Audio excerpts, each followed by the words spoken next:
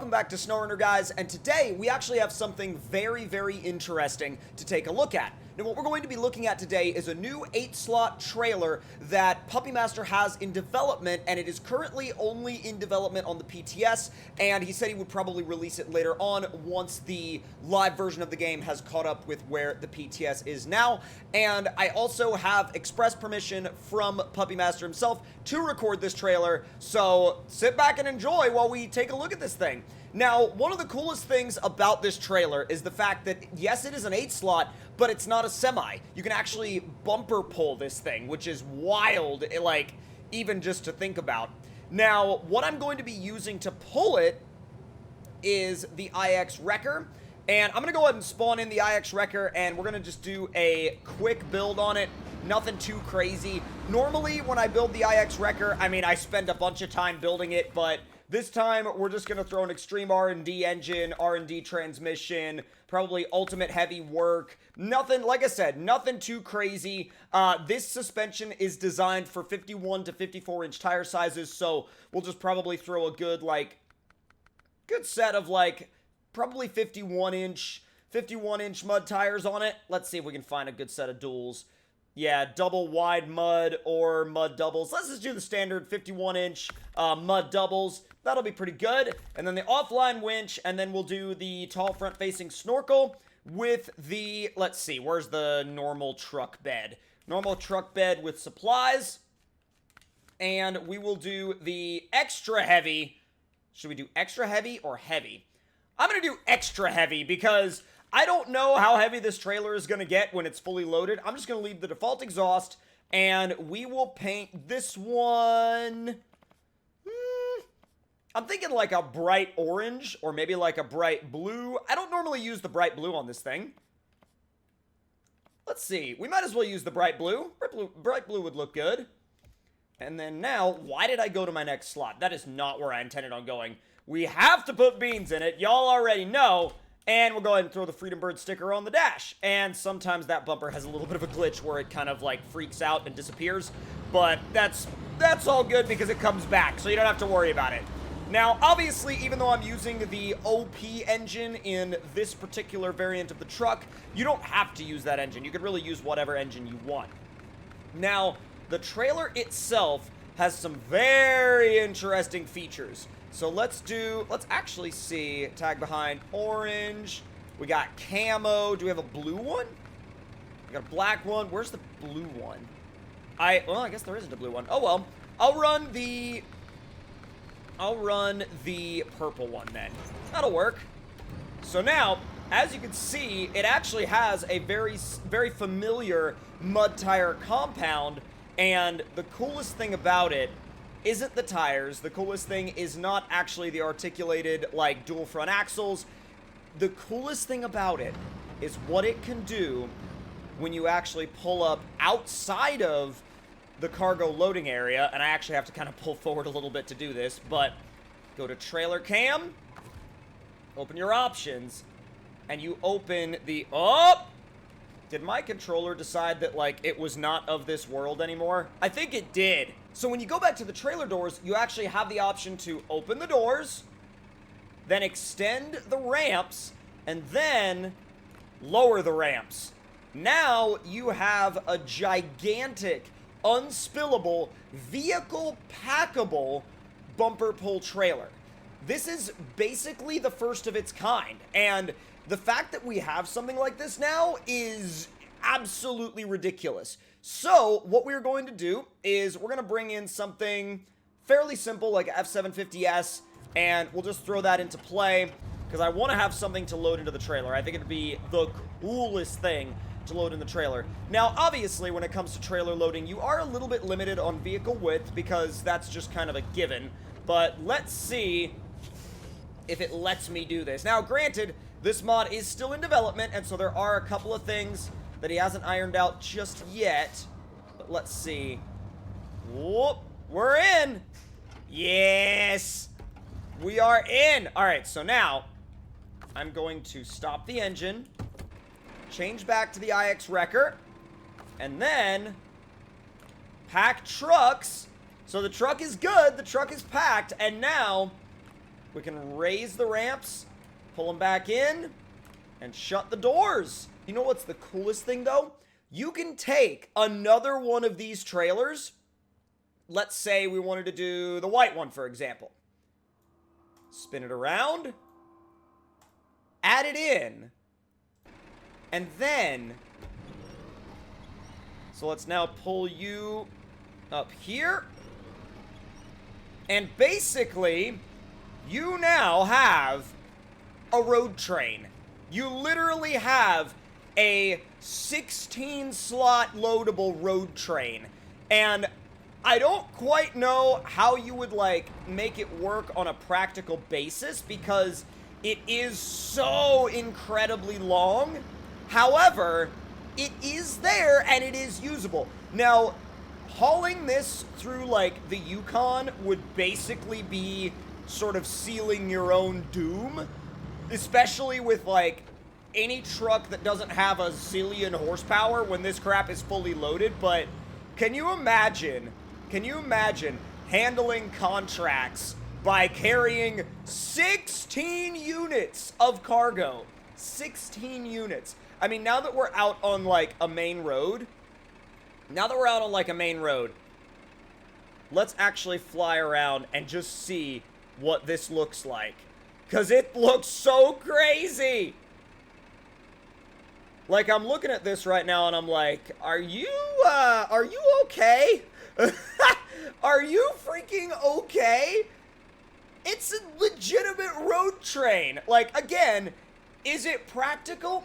Nah, I mean, it's not the most practical thing in the world, but it is more practical than you might think. And, like, looking at it here, I'm like, you are...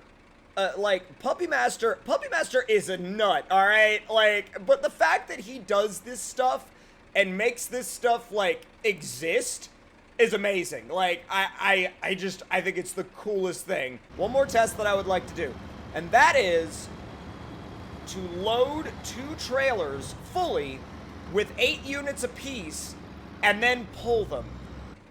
So that's 2, 4, 6, 8. Alright, that's fully loaded. Whoa, the truck actually had to, like, struggle there for a second. It, like, pulled itself back. That's exactly what I'm looking for. Alright, I'm gonna set you right here. Dude, oh my god, look how much time that took to slow down. I wanted to detach the trailer, not stop the truck, but that's alright. Don't you dare! Save me! Oh, come on. Come on. Really? All I wanted to do was roll myself back over, and the game was like, nope. Nope, you are going for a flipping expedition. And we're not going to give you any solid winch points. Yeah, we're not going to give you any solid winch points at all. We're going to make you think that the winch points are solid, and then we're going to give you a sapling, because that's what you get. It's like, you flipped over, now deal with the consequences. Alright, alright. Don't flip back over, please. There we go. Alright, thank you. Finally. Now can we go get our second trailer and, you know, build our 16-slot road train, please and thank you? I would really appreciate that. Like, I would really appreciate that. Alright, let's orient this correctly. And we'll do the white one this time, probably, just to kind of mix up the colors a little bit. And we'll head up to the cargo area. We're going to do concrete slabs again, so we can go for extreme weight, basically. And let's see. That is 2, 4, 6, 8. Fully loaded. And I'm also going to, real quick, swap out the engine. Let's do engine 3. Just so we're not ultra OP. And actually, that's been pulled just a little bit out of the way, so I think we can drive around it without too much of an issue. Hey, that articulated front axle does help in, like, tight maneuvering scenarios. It really does. It's actually nice and convenient to have. Oh boy, you guys ready for this? Because this is where this either goes really well or really bad.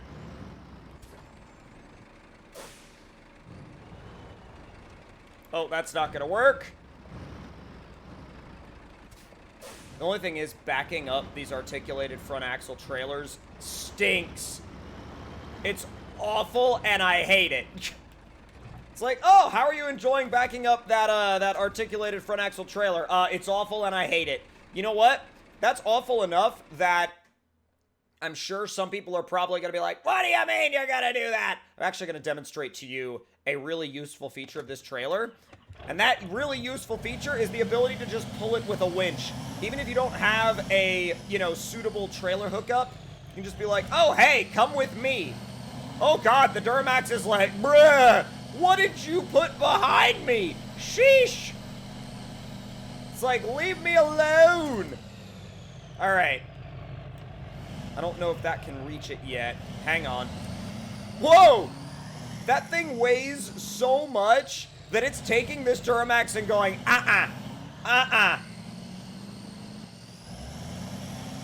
That's on pavement?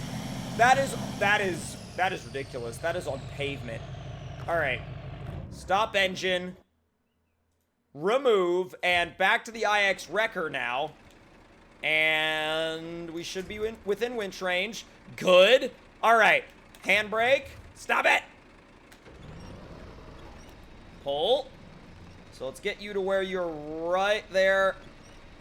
Right there behind the other trailer. Alright. We are now road train mode.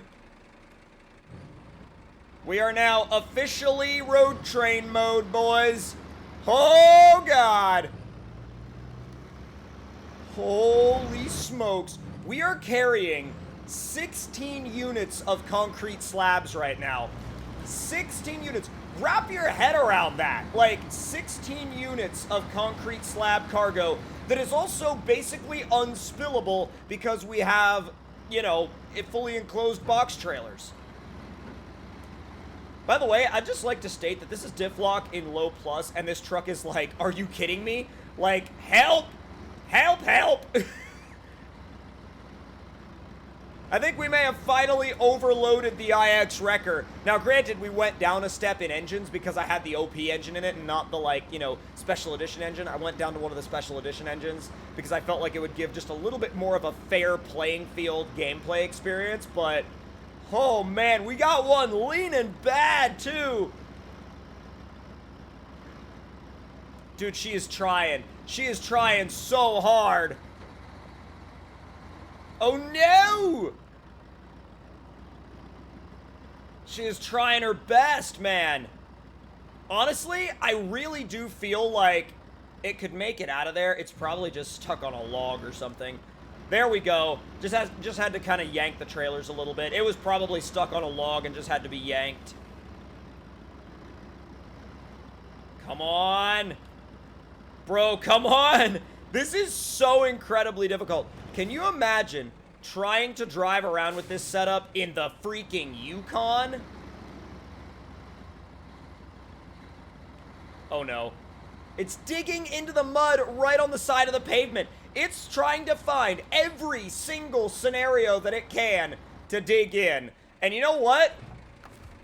I think 16 units of, like, concrete slabs might have actually finally found this thing's limit, at least in this setup. Now, would I want to use this setup on the Yukon? I'm not so sure about that. But is it super, super cool that it exists? Absolutely. Now, if you guys have any thoughts or opinions on everything you saw in this video, make sure you let me know in the comment section down below. Hit that like button if you enjoyed, subscribe if you're new, and I'll see you guys next time.